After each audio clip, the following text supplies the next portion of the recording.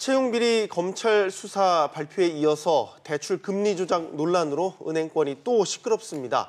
저희 이슈엔에서도 관련해서 이 내용을 전해드렸었는데요. 금감원이 시중은행들의 대출 금리를 조사한 결과 대출자의 소득이나 담보를 누락해서 정상보다 많은 이자를 받은 사례가 적발됐다고 밝혔습니다. 네, 이 소식이 전해진 이후 처음으로 은행 3곳이 환급 계획을 밝혔습니다. 하지만 모두 단순 실수라며 잘못 적용한 구체적인 사유 등은 밝히지 않고 있는 상황이죠. 후폭풍이 상당합니다. 관련해서 자세한 이야기 나눠보도록 하죠. 금융정의연대 김대기 상임대표입니다. 어서 오세요. 안녕하십니까. 반갑습니다. 지금 사태를 보면 일파만파라고 봐도 될 것 같습니다. 그간의 과정 어떻게 보셨습니까? 채용비리 사건을 보일 때도 관행이었다라고 은행들은 변명을 했지만 검찰 수사 결과 관행이 아니라 사실로 밝혀져서 기소까지 했는데요. 이번 것도 단순한 은행들은 실수라고만 변명을 하고 있는데 참 답답하죠. 이게 어떻게 실수입니까? 한두 건도 아니고 1만 건 이상들이 나왔던 것들이었기 때문에 저희들은 단순 실수는 아니라고 보고 있고요. 지금 은행들이 실수로 몰 수 있는 것들만 사례가 지금 밝혀진 것 같아요. 그러니까 금융감독원에서 조사한 결과들을 보면 목표 이익률 산적 무과가 불합리했다라든가 그다음에 임의로 목표 이익률을 중간에 회의를 거치지 않고 조정했다든가 이런 내용들이 있거든요. 이건 은행이 조직적으로 한 행위들인데 이러한 사례들은 발표하지 않고 직원들이 단순 실수로 변명할 수 있는 사례만 먼저 발표해서 소나기를 좀 피해가기 위한 게 아닌가 싶습니다.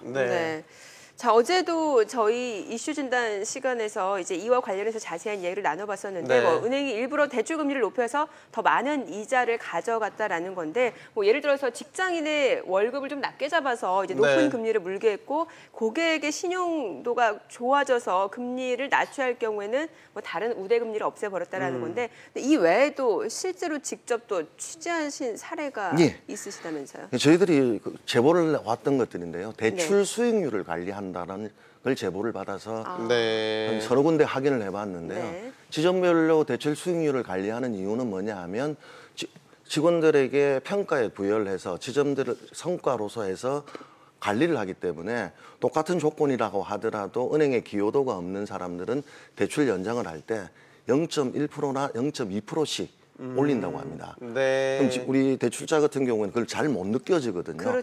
섞어서 이야기를 하다 보니까 그렇게 해서 대출 수익을 관리를 잘한 분들은 심지어 포상까지 해주고 있다고 조사되었습니다. 그러면은 직원의 실수가 아니라는 거죠? 직원들의 실수라고 하면 지금 뭐 시민들 한마디로 하면 속아 웃을 일이라고 안 그렇겠습니까? 누가 믿겠습니까? 그런데 일단 꼬리 자르기로 지금 은행들은 소나기는 피해가자라고 하는데 저는 금감원이 제대로 조사를 한다면 직원들의 실수가 아니라 조직적인 체계의 금리 조작을 밝혀낼 수 있을 거라고 보고 있습니다. 어쨌든 이게 뭐 손바닥으로 하늘을 가리는 일이라고 지금 보시는 건데 소비자 단체에서는 지금 대규모 소비자 공동소송을 진행하겠다면서 이제 은행들 처벌을 지금 주장하고 있고요. 반면에 뭐 최종국 위원장의 발언이 문제가 되기도 했습니다만 금융당국은 처벌할 수는 없다는 입장입니다. 여기서 궁금한 거는 금융당국이 이렇게 직접 제재가 불가하다고 밝히는 이유가 어디 있나라는 부분이거든요. 저는 그 발언을 이해할 수 없다고 보고 있거든요. 물론 처벌은 검찰이 하는 거죠. 그러니까 금융위원회가 처벌을 할 수는 없지만 제재를 할 수 있고 징계를 할 수가 있거든요. 이거는 이번 이 금리 조작 사건은 은행법 위반이기 때문에 금융위원회 직접 권한이 있습니다. 그렇기 때문에 최종국 위원장 같은 경우가 한 발언을 미루어 본다면 단순한 직원들이 실수라는 것들을 믿어주고 있는 게 아닌가 싶은데 은행들이 조직적으로 금리 조작을 했다고 하면 당연히 징계를 할 수가 있고 해임까지 저는 은행장을 권고할 수 있다고 보고 있거든요. 근데 그걸 못한다라고 이야기한다는 게 도저히 납득이 되지 않습니다. 만약에 직접 수사가 어려운 부분이 있다면 검찰 수사 의뢰를 할 수도 처벌은 검찰 수사를 하면 되는 것들이죠. 채용비리 때도 자기들이 밝혔던 내용을 가지고 수사 이첩을 했거든요. 그러니까 형사적 처벌이 필요한 건 그렇게 가면 되는 거고 자기들의 권한을 가지고 있는 제재는 할 수가 있는데 저는 이 권한도 포기하는 게 도저히 납득이 안 된다는 것입니다. 어쨌든 지금 상황에서는 금융당국은 제재에 대해서 보수적인 입장입니다. 지금 집단소송 그러니까 시민들이 금융위원회가 은행 감사주기 은행위원회냐 이런 비난까지 지금 저희들한테 전화가 오고 있거든요. 만약에 소송을 소비자들이 이제 집단 소송을 한다면 예. 그러면 처벌이 가능할까요? 그러니까 이건 소송하고 처벌하고는 다른 것들이에요. 그러니까 손해배상의 개념. 그러니까 손해배상의 개념이기 때문에 배상은 배상대로 진행하면 집단소송은 진행해서 결과가 나오면 되는데 네. 저는 금융위원회나 금융감독원이 의지를 가지고 조사를 해야 되는데 사실 이 보도자료를 해석을 해보면 본인들이 대출금리를 알고 들어가서 조사를 한 게 아니라 대출금리 산정체계가 제대로 되어 있는지 안 되어 있는지 조사하는 과정에서 네. 이런 여러한 사례들이 나왔거든요. 저는 금융당국도 책임 있다고 보는 게 지난 5년간 가면 어떤 것들 조사를 했는지 지금 눈 감고 가서 조사를 한 게 아닌가 싶었기 때문에 네. 그래서 미온적이지 않나 라고 생각을 하고 있고 이렇게 나가다가는 금융당국도 공범이 될 수 있다. 이 소리를 꼭 하고 싶습니다. 네.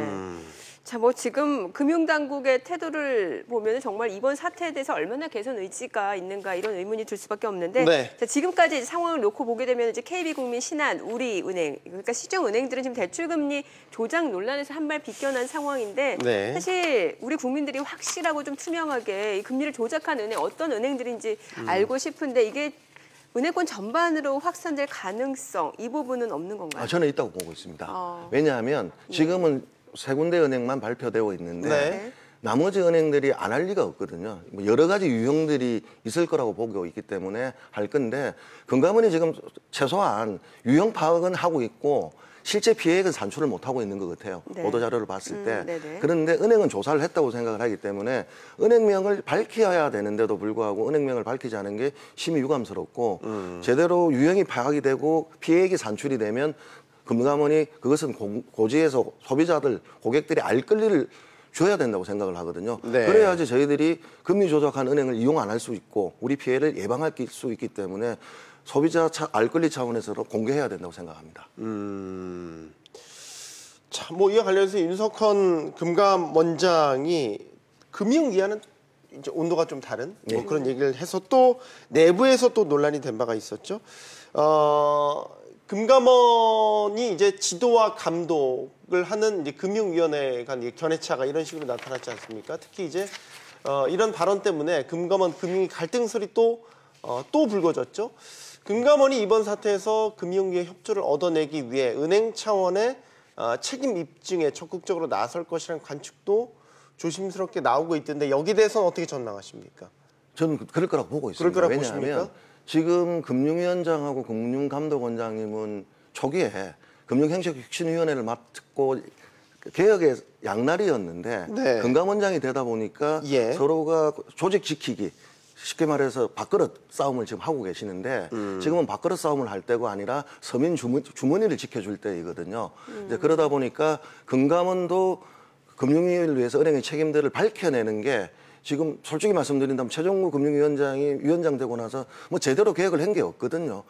삼성 사태도 그렇고 미적미적거리고 있기 때문에 네. 이거만큼은 제대로 할지 않을까라는 기대도 있기 때문에 추이를 좀 지켜봐야 할 것 같습니다. 알겠습니다. 네. 자, 뭐 지금 이야기가 나왔으니까 좀 더 좀 여쭤볼게요. 사실 이번 사안을 포함해서 금융권 주요 현안을 두고 최근에 뭐 금융위원회, 금감원 사이에 굉장히 이 미묘한 온도차, 엇박자가 감지가 되고 있는 것 같아요. 그러니까 금융당국이 이 금융감독체계 개편을 앞두고 벌써부터 신경전을 펼치는 것 아니냐라는 이런 관측도 나올 수밖에 없는 상황이고 사실 과거에는 이 금융위원회와 금감원이 뭔가 혼연일체로 이렇게 좀 합이 잘 맞았거든요. 네, 근데 파트너십. 굉장히 대조적이란 말이죠. 어떻게 볼 수 있을까요? 그러니까 예전에 잘 맞았던 이유는 금융위원장과 금융감독원장이 수직 관계였죠. 그러니까 선배가 그러니까 모피아나 재경부 선배가 금융위원장을 하고 네. 그 밑에 기수가 금감원장을 하다 보니까 잘 맞고 이제 왔는 것들이었는데 문재인 정부 들어서 금융감독원장은 독립적인 인사들을 다 임명을 했거든요. 민간에서 또 민간에서 임명을 하다 선출했고요. 보니까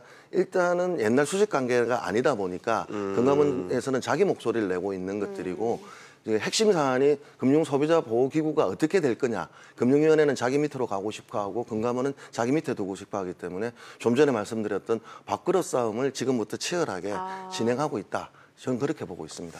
금융위와 금감원 밥그릇 싸움 때문에 지금 정확하게 이 구조적인 원인이 밝혀져야 되는 이 시기에 오히려 걸림돌이 되지 않을까 우려가 되는데 다시 금리 조작 이야기로 좀 넘어와 보죠.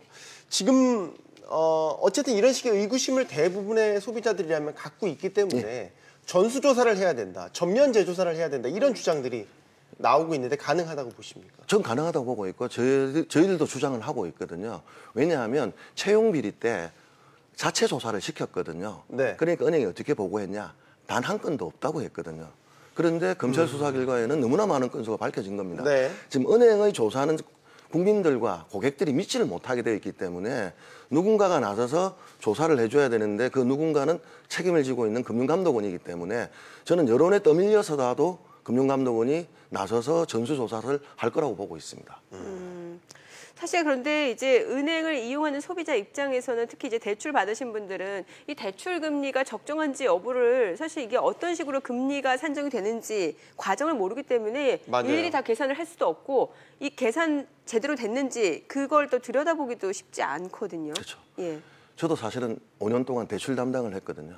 아. 그런데 그러셨어요? 저도 이자를 받아봐도 네. 내 이자가 정확하게 계산돼 있는지 이게 적정한 모르거든요. 건지, 예. 그러니까 연장할 때마다 맞지. 그러니까 은행을 신뢰하기 때문에 그냥 넘어가는데 정확하게 기준금리, 가상금리가 있으면 이 가상금리가 뭐뭐뭐로 되어 있다. 이것들을 고지해줘야 되고요. 우리 일반인들은 잘 모르는데 기준금리 안에 교육세도 있습니다. 왜 대출을 받는데 교육세를 내야 되는지도 의문을 가진데 이런 것들이 공개되었을 때 여론들의 반향과 자기들의 목표 수익률, 마진이라고 그러는데 네. 이 달성률이 떨어지기 때문에 공개를 안 하고 있는데 이번 참에 세부 항목들이 공개되어서 고객들이 점검할 수 있도록 만들어줘야 한다고 생각합니다.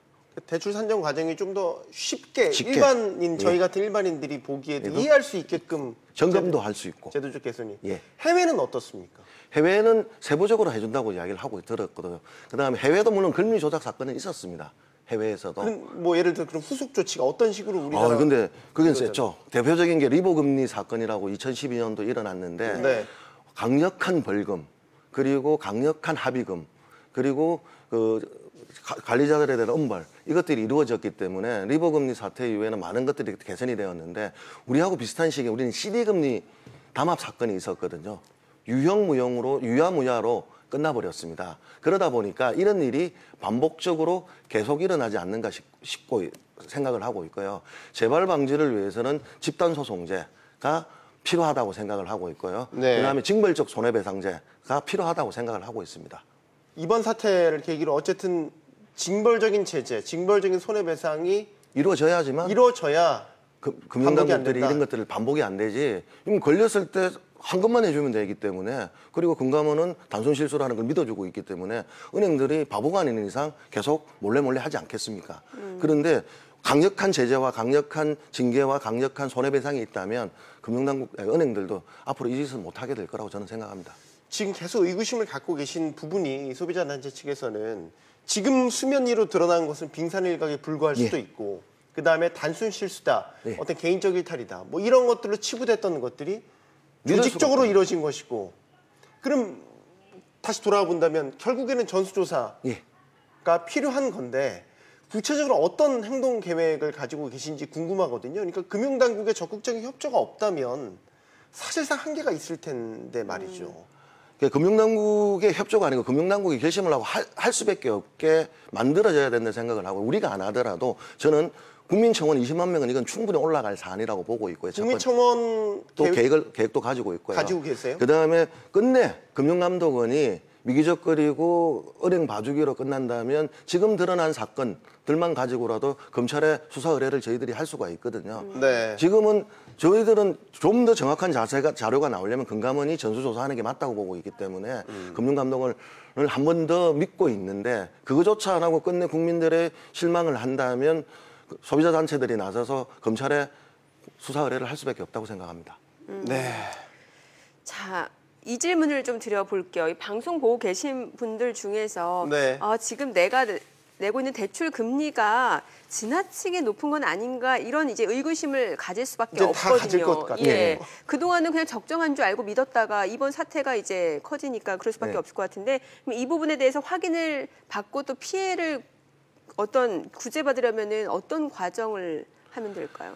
참 곤란한 질문인데 지금 우리나라 체계는 독립적인 소비자 기구가 없다 보니까 점검을 해줄 수 있는 이 금리가 맞다 안 맞다를 점검해 줄 수 있는 그렇죠. 객관적인 게 없고 예. 금감원에는 민원을 넣어봤자 은행에 가가지고 확인하라고 하기 때문에 우선 금리 인하 요구권을 내가 급여가 인상이 되었다든가 네. 내가 직장이 내 스스로 신용등급이 올라갔다고 하면 금리 인하 요구권을 사용을 해서 내 금리가 적정한지 그리고 이제는 가상금리가 뭐가 설정이 됐는지 꼬박꼬박 물어보는 길밖에 없다고 생각을 하고 있고요. 두 번째, 그게 안 됐을 때는 저희들이 제도적으로 개선을 해야 된다고 보고 있는 게 독립적인 금융 소비자원 같은 게 만들어져야 된다고 생각을 하거든요.